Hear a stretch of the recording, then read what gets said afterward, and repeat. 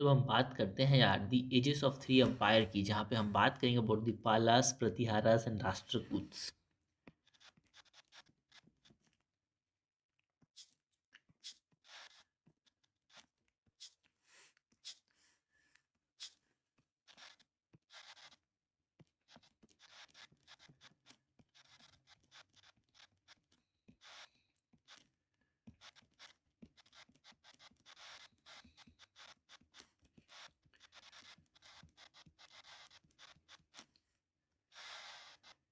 The age of three empire की बात करेंगे, है ना। इसमें हमारे पास जो मेजर एम्पायर हैं वो कौन कौन से हैं भाई।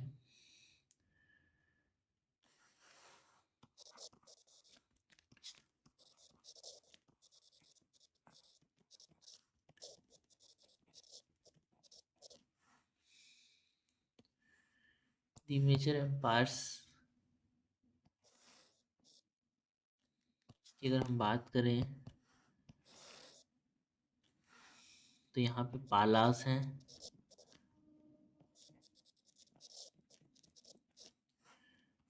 पालास जो हैं जो कि रूल कहाँ पे कर रहे हैं यार। Palas rule the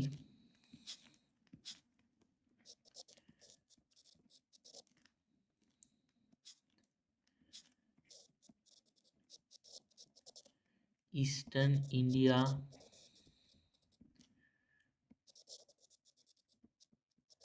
and dominate until mid 9th century. Pala के बाद प्रतिहारा,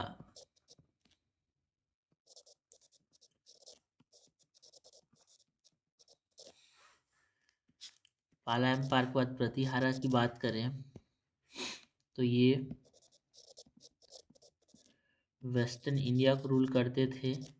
एंड जो अपर गैंगेटिक प्लेन्स हैं, western India and upper Gangetic valley, and ये डोमिनेंट कब तक है, they are dominant until mid 10th century.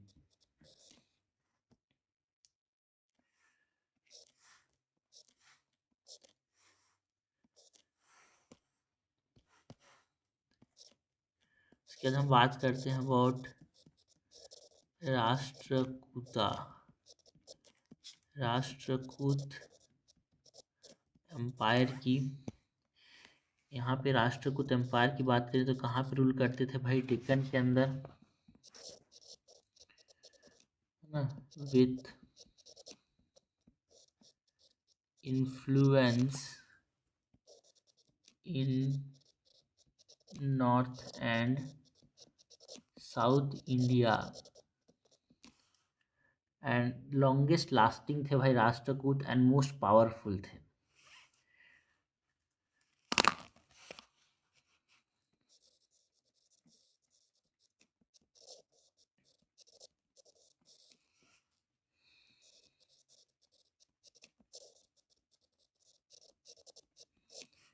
ये हमने तीन मेजर एम्पायर की बात की जिनके बीच में एक तरह से टाइप पार्ट का स्ट्रगल हुआ था, तो एजेस ऑफ थ्री एम्पायर इसको हम बोलते हैं भाई। Okay, the ages of three empire.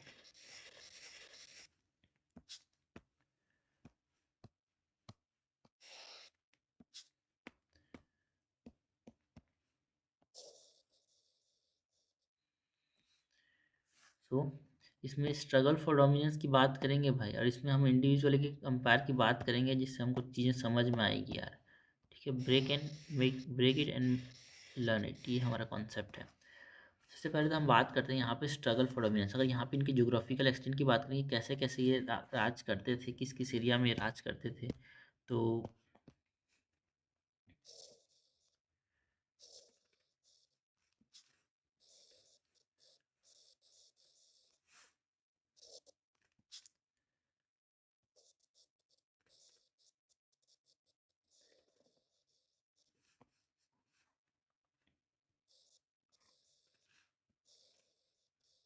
ये हमारे पास इंडिया हो गया। इसमें ये हमारे पास गुज्जर प्रतिहारस का एरिया हो गया भाई, यहाँ से ऐसे।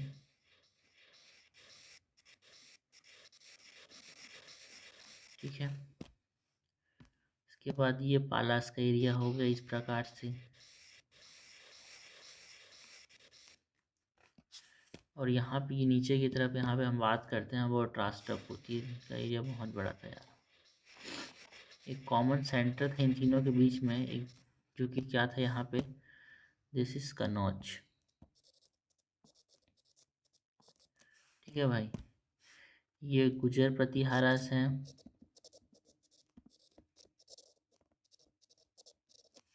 ये राष्ट्रकूट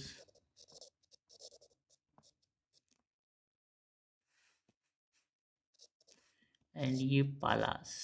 तीनों बीच में यहाँ पे दी थी आदि three empires of the this age. Okay, now यहाँ पे हम बात करते हैं about struggle for dominance.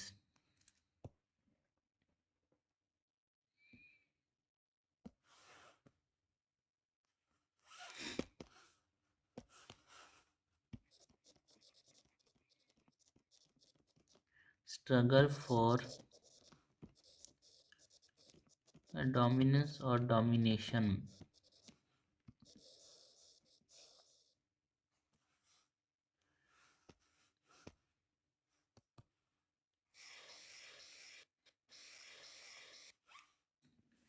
Struggle for dominance, struggle for dominance में जो स्ट्रगल हुआ था वो किसके लिए हुआ था भाई? कनौज के लिए।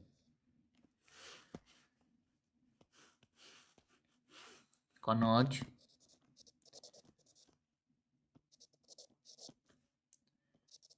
as the symbol of North Indian sovereignty।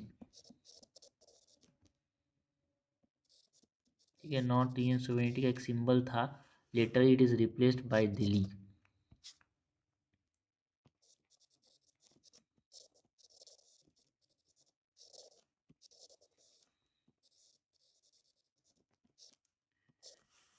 सो इसके लिए यहाँ पे सारी लड़ाई हुई थी कनौज के लिए इन तीनों डायनेस्टीज के बीच में। एंड जो कंट्रोल था over Kannauj and the upper Gangetic Valley was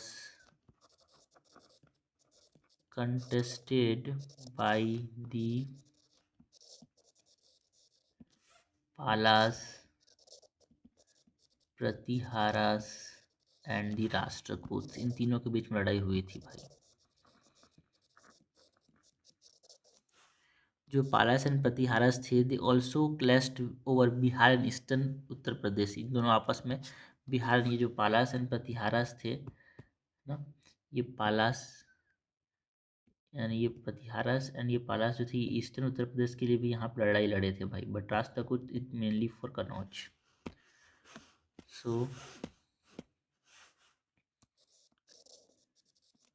Palas and Pratiharas also clashed over Bihar and eastern Uttar Pradesh, and despite conflicts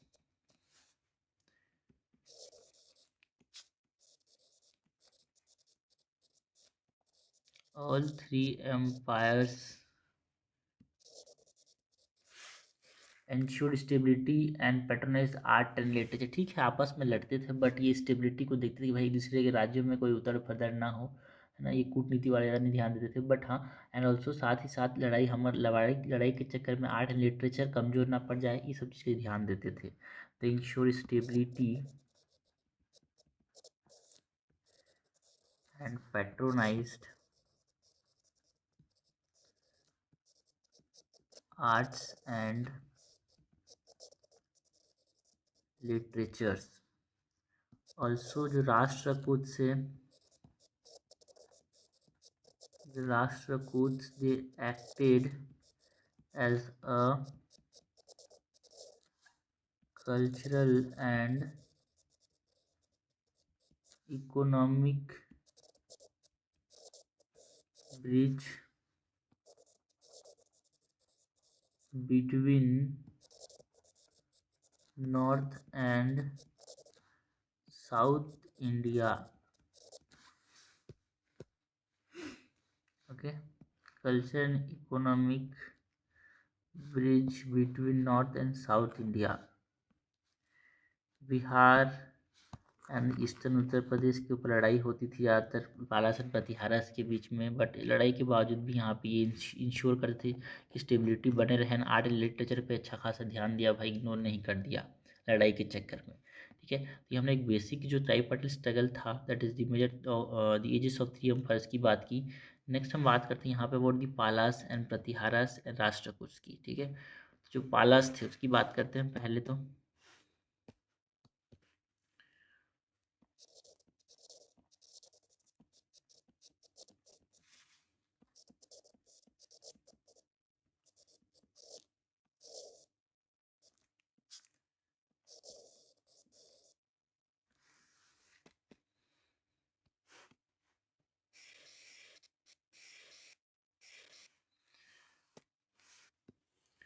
पालास की बात करें तो जो ये पाला एम्पायर है इसको स्टार्ट किसने किया? It is founded by Gopala.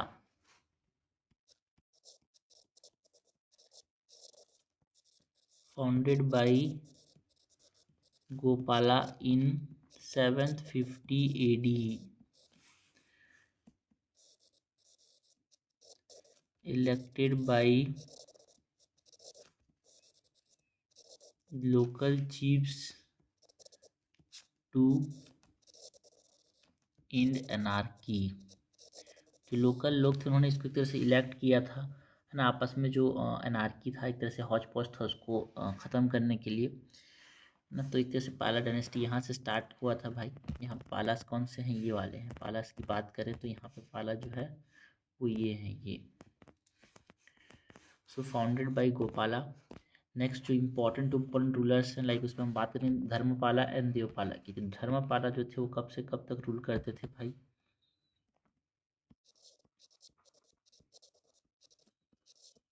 Dharmapala he rule from 770 to 810 AD।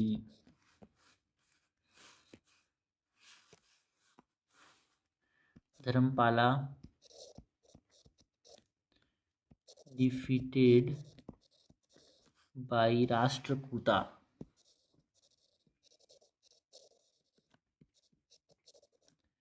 Rashtrakuta rulers ने इनको हराया था। जो नीचे के रूलर्स हैं ये राष्ट्रकूट, इन्होंने धर्मपाला को हराया था भाई, है ना। एंड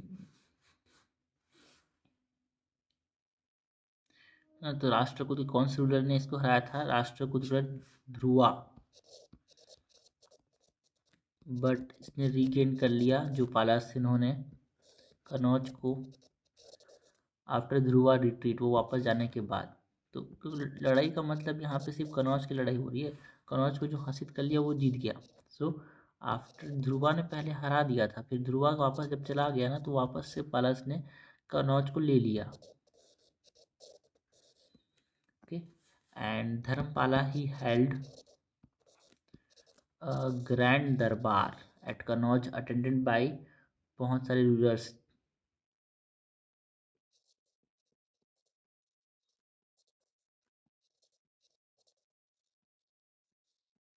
कनौज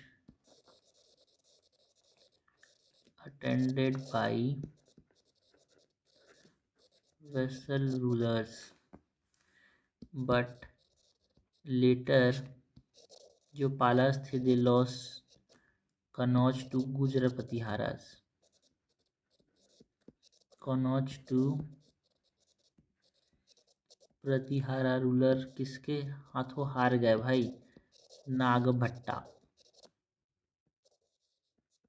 नागभट्टा टू के हाथों में हार गए।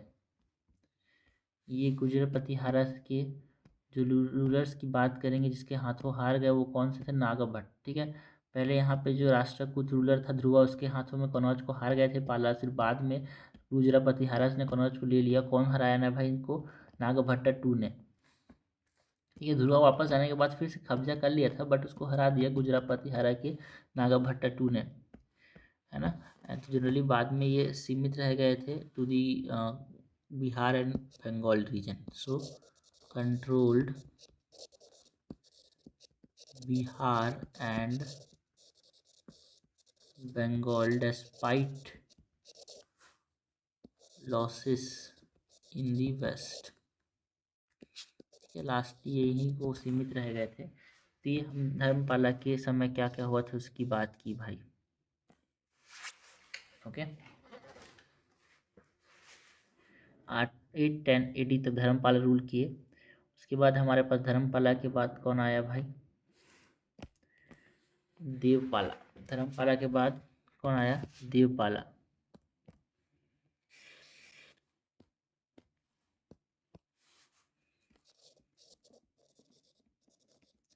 इन्होंने रूल किया फ्रॉम 810 AD टू 850 AD। सो देवपाला के समय की बात करें सो इन्होंने एक्सपांड किया control over Assam, Orissa and जो पॉसिबली जो नेपाल वाला रीजन है वहाँ तक अपने आप को एक्सपांड किया। So expanded control over Assam, Orissa and possibly Nepal. And इसने क्या किया? It extended influence up to Varanasi. Varanasi तक अपना इन्फ्लुएंस एक्सटेंड किया। ये हमने बात की अबाउट व्हाट? ये हमने बात की अबाउट देवपाला की।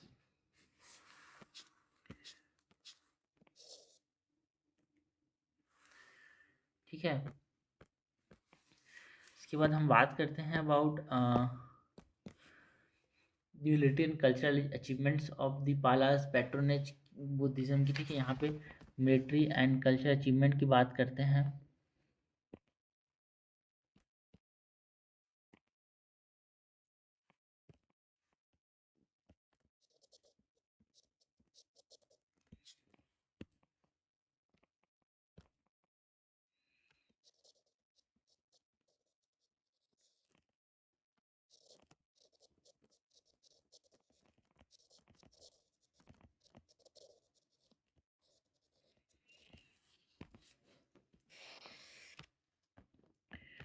मिलिट्री एंड कल्चरल अचीवमेंट में यहाँ पे हम बात करते हैं अबाउट दी अरब मर्चेंट जो सुलेमान थे 19th सेंचुरी में। इन्होंने पाला के मिलिट्री स्ट्रेंथ को एक तरह से बताया है। कितना था भाई? Arab merchant Sulaiman in the 19th century noted Pala military strength। बोला कि अराउंड 50,000 यहाँ पे एलिफेंट्स थे इनके पास एंड 10,000 to 15,000 मैन थे फॉर मेंटेनेंस ड्यूटीज। तो ये है ना, यहाँ पे अरब मर्चेंट सुलेमान का यहाँ पे ये उनका नोट था। एंड जो तिब्बतन क्रॉनिकल्स हैं जो कि 17th सेंचुरी में लिखे गए थे, उसने यहाँ पे हाईलाइट किया दिया पैट्रोनेज फॉर बुद्धिज़्म। कितना ज़्यादा बुद्धिज़्म पे ये बढ़ावा देते थे, उसको कितना है ना सम्मान देते थे, उसके बारे में बात की। यहाँ पे फ्लरिश करता था Buddhism during that period. So Tibetan chronicles ने बताया भाई पालस के बारे में। So written in 17th century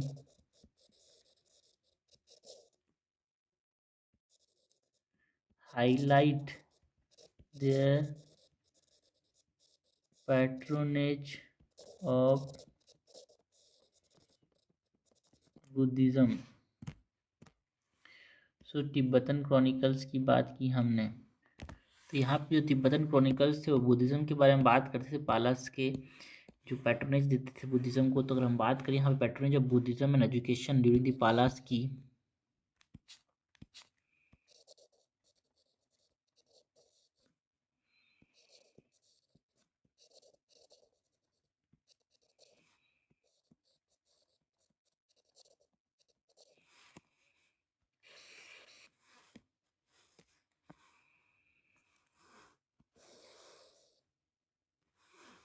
सो जो धर्मपाला है इसने क्या किया, जो कि देखो भाई, कुमारा गुप्ता के समय जो नालंदा यूनिवर्सिटी बना था उसको रिवाइव किया धर्मपाला ने।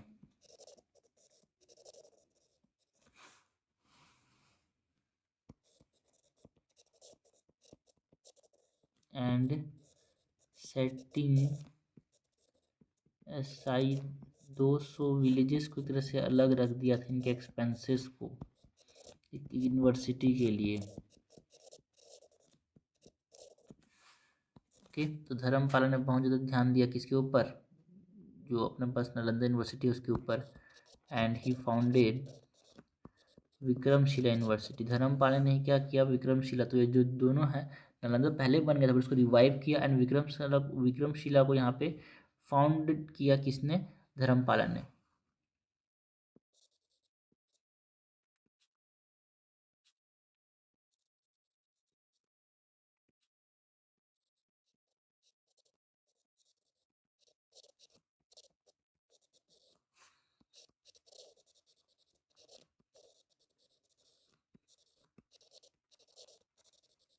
सेकेंड ओनली टू नालंदा इन मगध। बहुत सारे विहारास बनाए भाई, that is the place of residence for the Buddhist. Build numerous viharas, that is fostering Buddhist learning।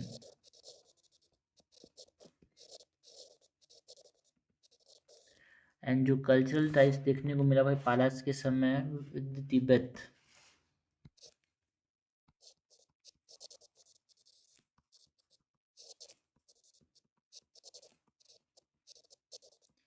है ना, इन्होंने बहुत सारे बुद्धिस्ट स्कॉलर्स को भेजा वहाँ पे तिब्बत में, लाइक संकत, है ना, संतकरा सीता एंड अतिशा, जो कि बाद में दीपांकर के नाम से जाने गए, ये तिब्बत गए थे। तो बुद्धिस्ट स्कॉलर थे भाई, वहाँ पे भी बहुत ज़्यादा ज्ञान बांटा इन्होंने।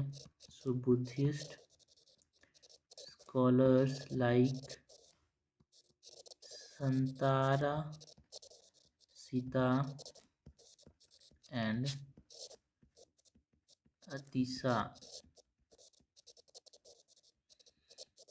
दीपांकरा to Tibet.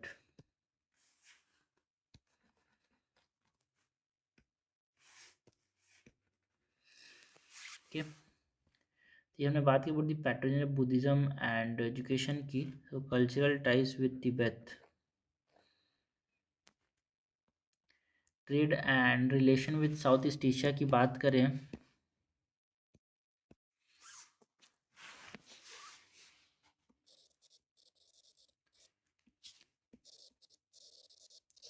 Trade and relation with south east Asia. So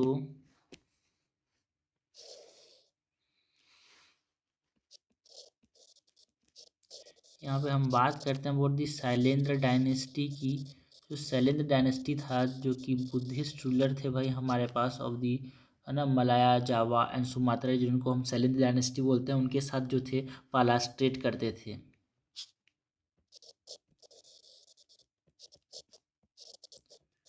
Buddhist rulers of जो इंडोनेशियन रीजन है उसकी हम बात कर रहे हैं।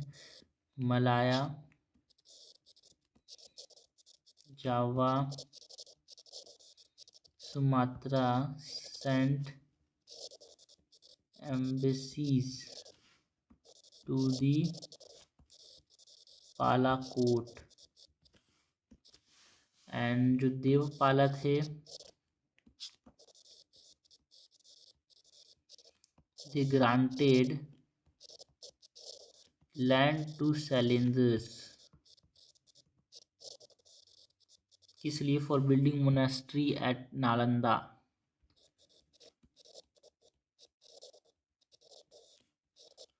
For building a monastery at Nalanda, and strengthen किया cultural ties with south east Asia. भाई इन्होंने अपने ट्रेड से पालास की बात कर रहे हैं। So strengthen cultural ties with south east Asia. So Shailendra dynasty की बात कर रहे थे हम। उसके बाद Devapala granted land to Shailendras. तो ये हमने बात की अबाउट दी पालास, एंड उससे पहले हमने बात की about the age of three empire, जिसमें हम धीरे धीरे बात करेंगे यार। पहले पालास की बात कर ली, उसके बाद हम बात करेंगे about the Pratiharas and Rashtrakuta की। इसके बाद हम स्ट्रगल फॉर डोमिनेंस देखा, कन्नौज के लिए जो लड़ाई हुई थी। एंड पालास के धर्मपाल एक इंपॉर्टेंट रूलर थे जिन्होंने नालंदा यूनिवर्सिटी को रिवाइव किया एंड विक्रमशिला यूनिवर्सिटी को बनाया यार। देवपाला की बात की, military and cultural achievements of the Palas यार, है ना। इनका जो रिलेशन था patronage of Buddhism and education की बात की, जो रिलेशन था इनका साउथ ईस्ट एशिया के बाद उस साथ उसकी बात की। तो ये याद रखना भाई, revive Nalanda and who founded Vikramshila the Devapala. ठीक है।